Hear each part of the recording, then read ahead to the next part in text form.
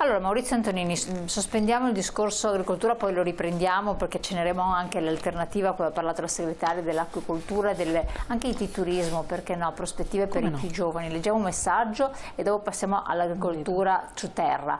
Con 8.000 km di coste siamo un popolo che trova nella pesca una delle principali attività e qualcuno dovrebbe dirci con che strumenti dobbiamo affrontare la pesca.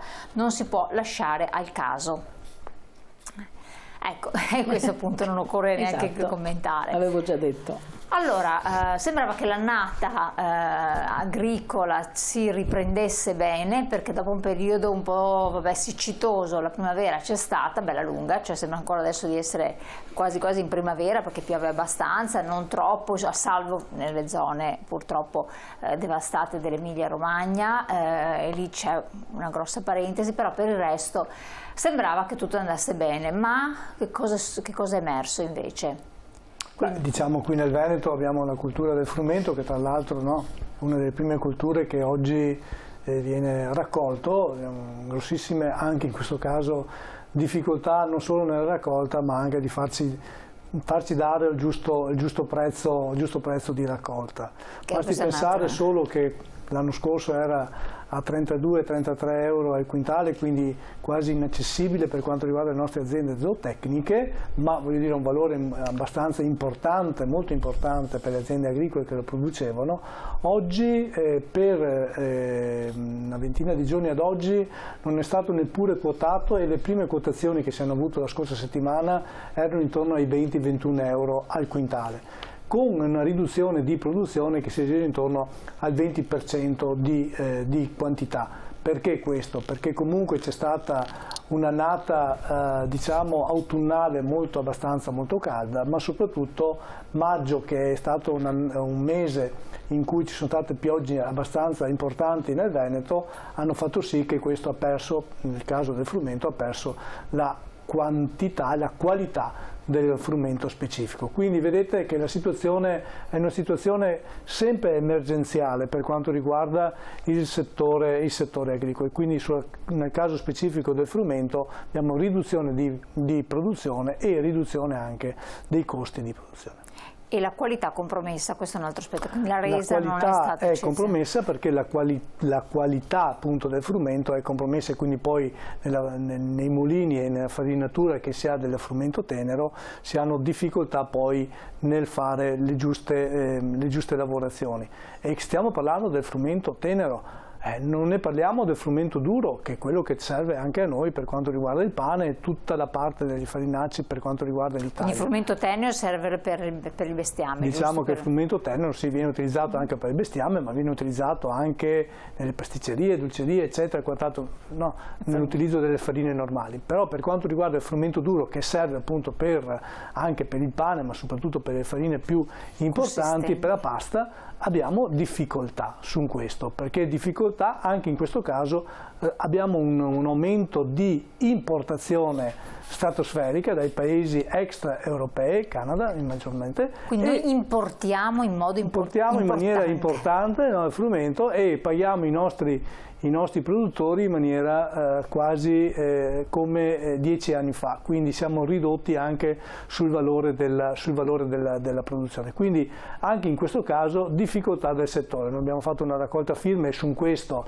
il Ministro ci è venuto anche, fatto anche nella specifica delle valutazioni particolari per quanto riguarda questa campagna, perché la situazione è quasi incredibile. Quindi quando vediamo poi frumento duro, made in Italy, produzione propria, insomma, proprio questo non è, perché noi importiamo molto frumento duro dall'estero e soprattutto viene utilizzato anche dei disseccanti come glisofosate ed altro che in Italia non vengono utilizzati, quindi anche la qualità di quel frumento non è sicuramente la qualità di questi prodotti che noi utilizziamo in Italia. Quindi è difficile che tutta la pasta che troviamo, che c'è tutto quanto pasta da frumento italiano, sia proprio da frumento italiano? Guardi, è molto difficile. C'è stato un'analisi, un studio, un report qualche tempo fa che faceva delle valutazioni e faceva dei controlli su questo, su 10 pastifici, 8 comunque che utilizzavano, si diceva che utilizzavano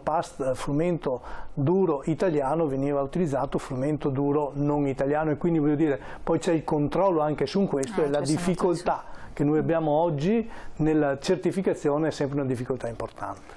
Leggiamo il messaggio, se magari la regia me lo rimetti in onda così lo vedo un attimo, lo possiamo anche leggere insieme.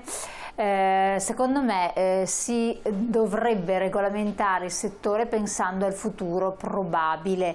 Vero che lo strascico tira su tutto, ma troviamo un sistema affinché questi pescatori possano sopravvivere. Non possiamo abbandonarli a se stessi, soprattutto perché non credo sia gente giovanissima. Abbiamo già detto tutto. Infatti, esatto, quello che appunto si era detto, trovare qualche cosa. Dopo parliamo eventualmente dell'acquacoltura, che se può essere un'alternativa interessante oppure no, e con che modalità.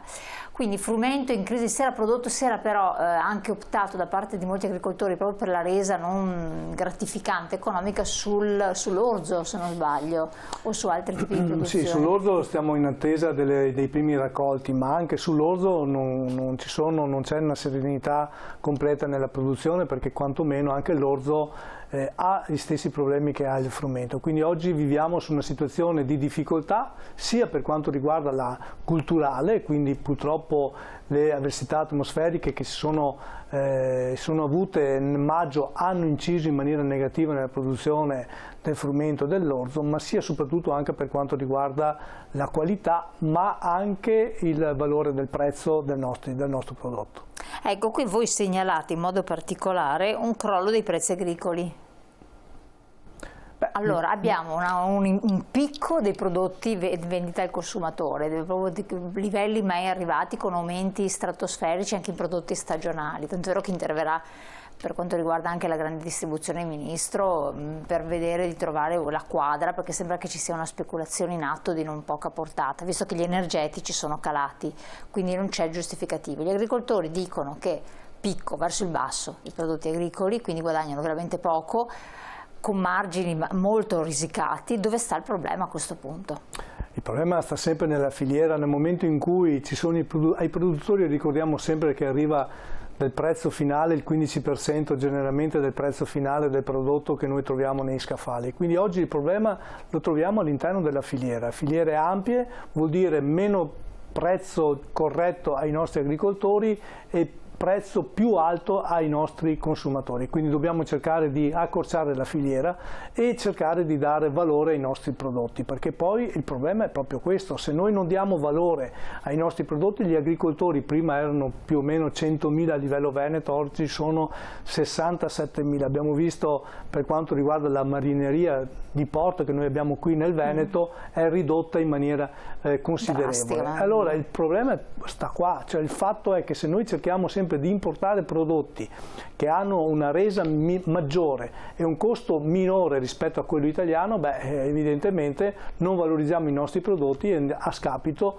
dei nostri agricoltori, ma soprattutto anche dei consumatori finali. È una domanda un po' più politica, quindi la faccio generica alla segretaria, ma sembra quasi che ci sia un complotto contro la nostra produzione, il Made in Italy in generale, comunque, per tanti provvedimenti che vengono dall'Europa, perché l'Italia ha delle peculiarità straordinarie che la fanno proprio come un paese originalissimo nel suo modo di essere, però non lo si può omologare ad altri paesi più standardizzati in nessun ambito. Parliamo dell'agricoltura, se non vogliamo parlare di tante altre cose, modo di vivere, eccetera, e si va a penalizzare con qualsiasi provvedimento possibile, ma è mai che non ha questa percezione. Ma io ce l'ho da tanto tempo, io credo, sarò impopolare, ma credo che tutte queste restrizioni che dà l'Europa sono purtroppo a nostro discapito. Anche degli energetici, anche le classificazioni energetiche perché degli edifici. Noi abbiamo il ben di Dio, come si suol dire, di agroalimentare, di settore ittico, il miglior olio, abbiamo di tutto noi in Italia, non parliamo del Veneto solo, parliamo dell'Italia, eppure le restrizioni ogni volta colpiscono più noi. Sì. E cosa succede? Succede l'irreparabile, che alla fine noi importiamo un sacco di prodotto, anche ittico. che non avremo bisogno. Cioè, e l'ittico in particolar modo, prima Certo. parlava del fresco, il fresco è la sardina, è, Certo. è il sardone, lo sgombro, Certo, la seppia certo. e tutto quant'altro. Se però io vado a importarlo mi arriva di un altro calibro senza dubbio, Esatto. ma non è più fresco. Ma sa quante grosse aziende che commerciano pesce in Italia che hanno nei loro magazzini il 70% di pesce italiano? Tante. Che resta di lì. pesce straniero? Tante. E questo è un peccato. Cioè questo diventa quel boomerang che ci torna indietro con le restrizioni, perché logicamente se poi manca il prodotto noi dobbiamo prenderlo da qualche parte e allora penalizziamo i nostri importando prodotto dall'estero. Ma poi tra l'altro a fronte di una situazione, dati segnalati, di crollo dei consumi Certo. dell'ittico per esempio, come anche il crollo dei consumi dei panificati anziché di frutta e verdura, cioè le persone prendono altre vie meno salutari però che fanno più... Certo, perché il prezzo è inferiore e siccome in un momento di crisi storica naturalmente una famiglia di 4-5 persone purtroppo deve guardare al prezzo se vuole arrivare a fine mese.